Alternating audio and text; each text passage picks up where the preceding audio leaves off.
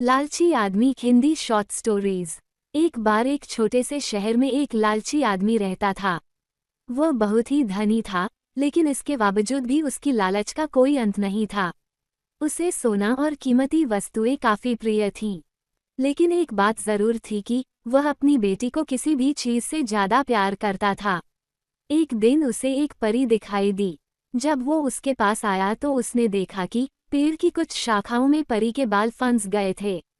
उसने उसकी मदद की और परी उन शाखाओं से आज़ाद हो गई। लेकिन जैसे जैसे उसका लालच हावी हुआ, उसने महसूस किया कि उसके इस मदद के बदले में एक इच्छा मानकर उसकी मदद करके वो आसानी से अमीर बन सकता है। ये सुनकर परी ने उसे एक इच्छा की पूर्ति करने का मौका भी दिया। ऐसे में उस लालची आदमी ने कहा कि जो कुछ मैं छूऊं वह सब सोना हो जाए। बदले में ये इच्छा को भी उस परी ने पूरी कर दी थी।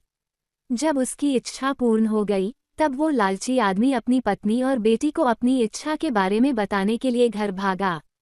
उसने हर समय पत्थरों और कंकड़ को छूते हुए और उन्हें सोने में परिवर्तित होते देखा, जिसे देखकर वो बहुत ही खुश भी हुआ।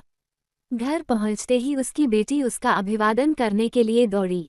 जैसे ही वह उसे अपनी बाहों में लेने के लिए नीचे झुका, वह एक सोने की मूर्ति में बदल गई। ये पूरी घटना अपने सामने देखते ही उसे अपनी गलती का एहसास हुआ। वो काफी जोर से रोने लगा और अपनी बेटी को वापस लाने की कोशिश करने लगा। उसने परी को खोजने की काफी कोशिश करी, लेकिन वो उसे कहीं पर भी नहीं मिली। उसे अपनी मूर्खता का एहसास हुआ, लेकिन अब तक काफी देर हो गई थी। कहानी की सीख। इस कहानी से हमें ये सीख मिलती है कि लालच हमेशा पतन की ओर ले जाता है। जरूरत से ज्यादा लालच करना हमें हमेशा दुख प्रदान करता है।